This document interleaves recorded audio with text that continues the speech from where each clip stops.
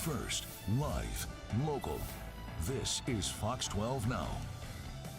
Hello everyone, welcome back to Fox 12 Now. I'm Greg Nibbler. We always appreciate you joining us here. We are live streaming from the Fox 12 Oregon newsroom, as we do every weekday, and thanks for being here. We get to have a little bit longer form conversations on this show. You can find us at the KPTV.com website. You can find us on the Fox 12 Oregon apps. You can find us on our YouTube channel, whatever it is.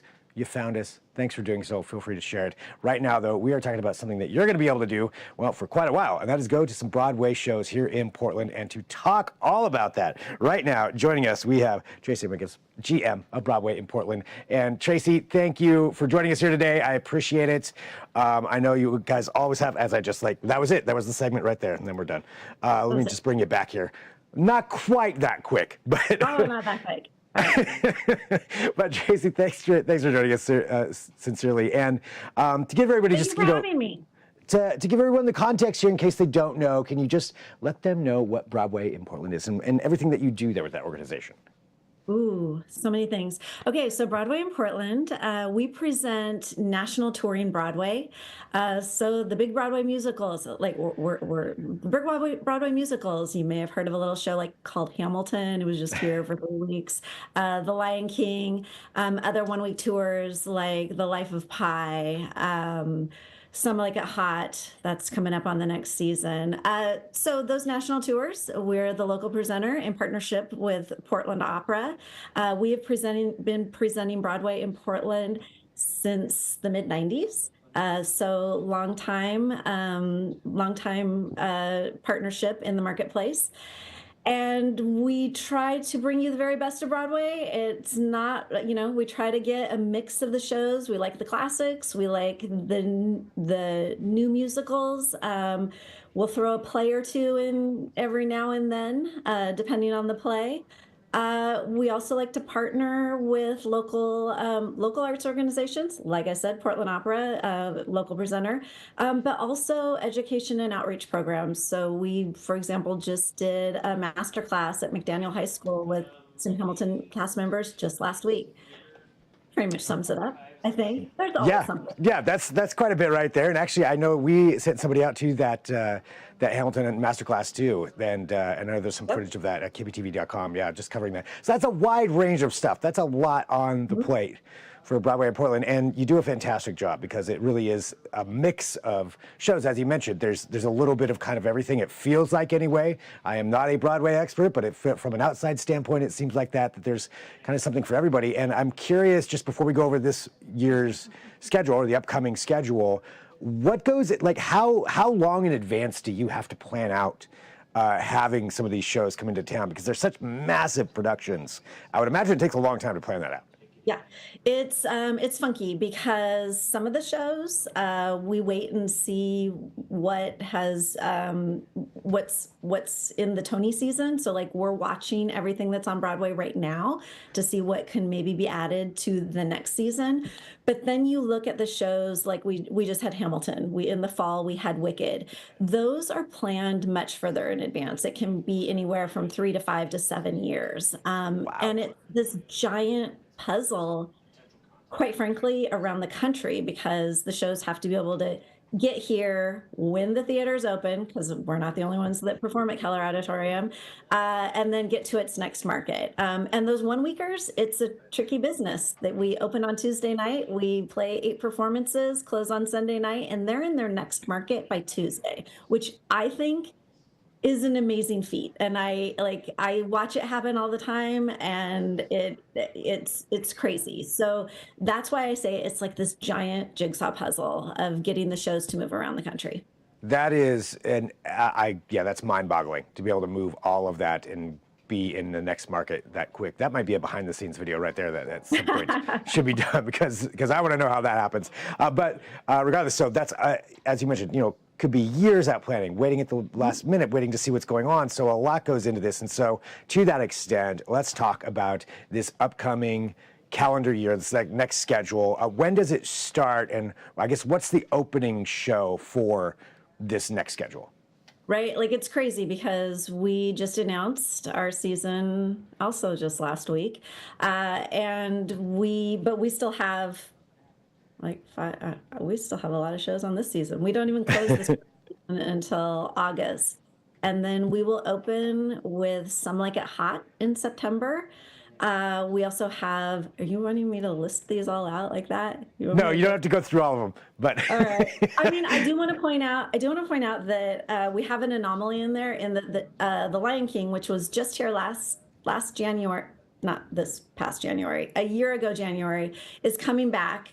We had, that fun snow and ice event that just caused all kinds of havoc. Well, we lost 8 performances and had a lot of folks say, we missed it. Can we see it? Can you get it back? So we worked with Disney on a ton of scheduling to get The Lion King to come back for an unheard of only 2 weeks, because it's a lot to move that show in and out. So we're excited to have The Lion King come back and get folks in who didn't see it previously. So people who had a ticket will be going back to them with a priority offer saying, same price, here's an opportunity to buy before we put it on sale to the public. So that's something that I like to share is happening, because we're getting asked a lot of questions about that.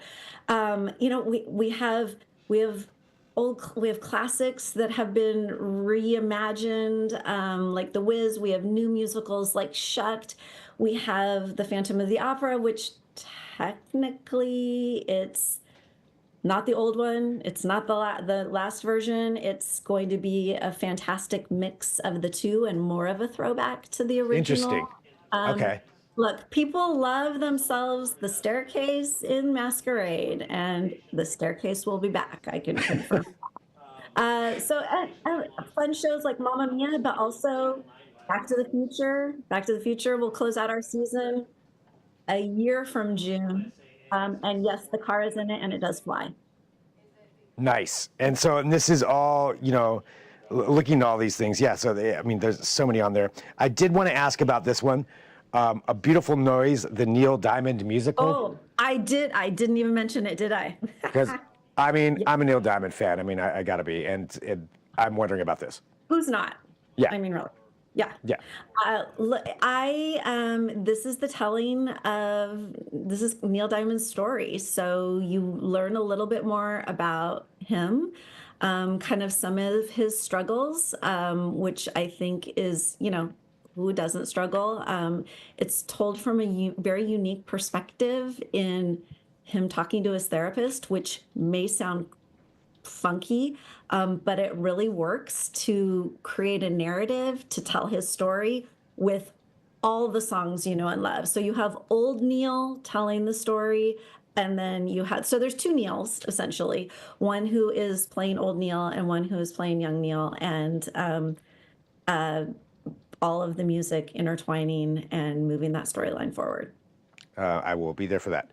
That's awesome. Well, again, going back to what you're talking about too, there's a wide range of things here. I'm looking at it on my phone, just everything that you just mentioned, Les Miserables also, yeah, so many different things for people to go out and see. And just really quick for you, how does it feel for you, like seeing the community come out to these events, to see Broadway, to see it here in Portland, and all the hard work that goes into it, but also just the fact that they get to enjoy something like that here in this city, in this region? It's funny, because by the time I get to a show actually being here, we've probably worked on the show for a year and a half, 2 years. And it feels like, and we're already moving past and looking toward the next show or the next season. And when I sit down in the audience, and especially just when people laugh at the moments that are funny, when you see people cry, but ultimately when they cheer and applaud and get out of their seats at the end. Not that every show needs a standing ovation, but it brings it back to, this is why we are here. This is so that people can either relate and see themselves on stage, or just have an escape, right? Like we all need an escape. And sometimes it's just pure fun that we're seeing on stage. Sometimes it's some fantastic messages that remind us how to be good humans, with a lot of song and dance speckled in between. So there's so many reasons to love going to a great Broadway musical. Yeah, and thanks to you and the team and all the hard work, that's why we get to see a lot of these here. So thank you for doing that and for having some time to talk to us. I'm sure you are incredibly busy, and I appreciate you being able to join us here. For everybody out there, though, now who wants to pick up some tickets or find out more, what is the best place for them to go to do so? Oh, visit BroadwayInPortland.com. There we go, BroadwayInPortland.com. Tracy, thank you very much for your time. I appreciate it. Thank you, Greg. I planning appreciate out planning out here already what I want to go to. So thanks a lot. Oh, I can't wait to hear. All right, I think you should share with us what you want to see. Well, definitely Neil Diamond. Here, all right, I'm going to bring you back. Neil Diamond, for sure. I am definitely going to go to that. The Wiz, I'm curious about. I've never seen The Wiz. Yeah. And Back to the Future, the musical, for sure.